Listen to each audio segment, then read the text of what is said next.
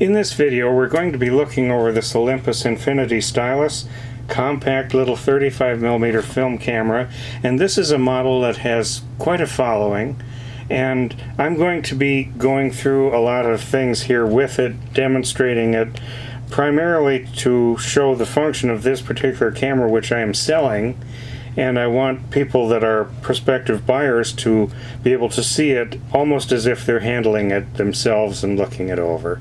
So that's the primary goal here. A secondary goal is that for somebody who might just happen to have one of these and wants to know a little more about how it works, maybe this will be helpful to watch. So let's get started. I have a scrap roll of film here and a battery. This is a type 123 battery, and this is the kind that this camera uses. And so we'll first load that battery. That goes in this compartment right here, the little place you can catch your thumbnail in there and pry that door open. And we can see here it's a nice and clean battery compartment. We stick the battery in like this, snap the door shut like that, and so now when we slide the cover over, we see the lens popped out. So it's powered on, and even if it's closed, we can still load the film, and we can do that around the back here. Now to open the back, there's a little latch right here, and we just push up on that, and this opens up. And before we get started with loading, let's just quick look here at what we have. It's a camera that is designed pretty nicely with all the channels and ridges and things that overlap. So there's really very little need for the soft light seals that go bad. I see there are some in here. They generally seem to feel okay. They're probably going to be all right. I don't know for sure how to tell when they're really bad because they're down in the channels and you can't really feel them, but I don't see any obvious signs of problems here. So we load this camera by putting this roll of film here on this side. We just get it up into that compartment, pull the tail across, and stick it in here. I see there's a little orange mark down in there. I don't know if that shows, but if you get the film into that region, that's supposed to be good enough. And then we close this. We hear the motors running. And so now when I turn this on, if that has worked right, it should be a picture one, and it is. So now what we're going to do, I should also point out, there's a little window here, and this window is often missing on this model. I've found that they seem to fall out, but this one has it, and it's nice.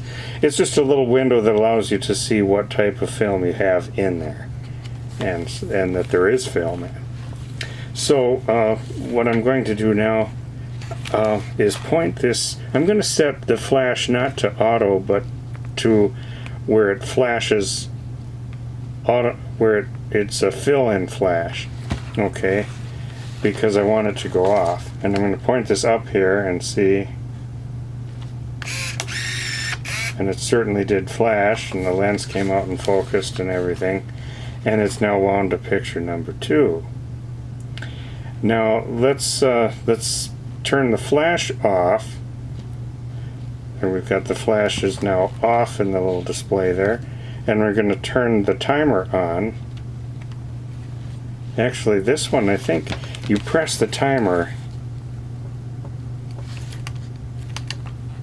Let's see, how does that work? Forgot how it works on this one. Okay, you push them both, and then so now see that light is on right there, and it will complete its cycle as it's looking at us here, and there it did. Yeah, let's try that again just to make sure we see how that works. You push these down together, and then there it is.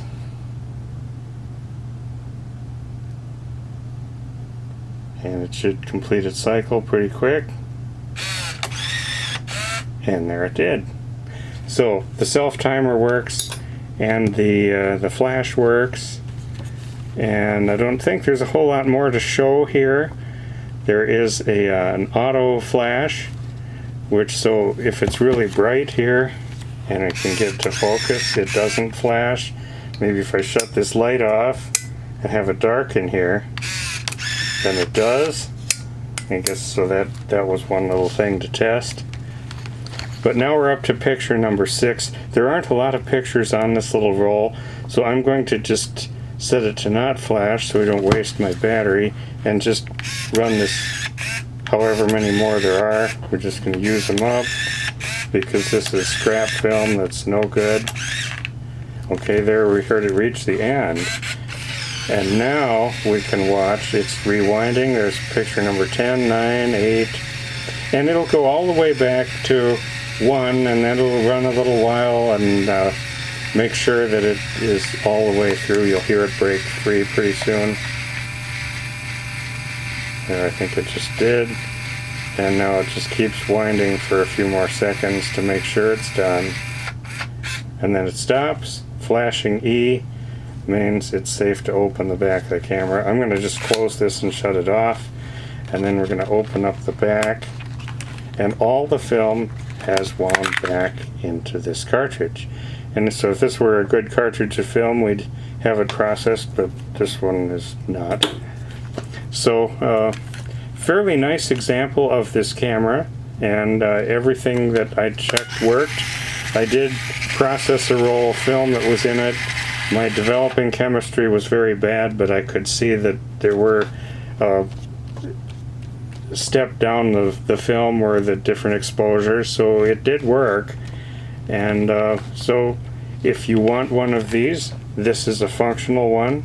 It's got a nice long strap with it, and as is typical, I mean, they have a little bit of wear because of the design. It was designed to just be shoved into pockets, and that's what people did. So it's got a little bit of wear, not terribly bad, just a little. So I would say used but not abused. I'm going to take the battery back out since that's not included, and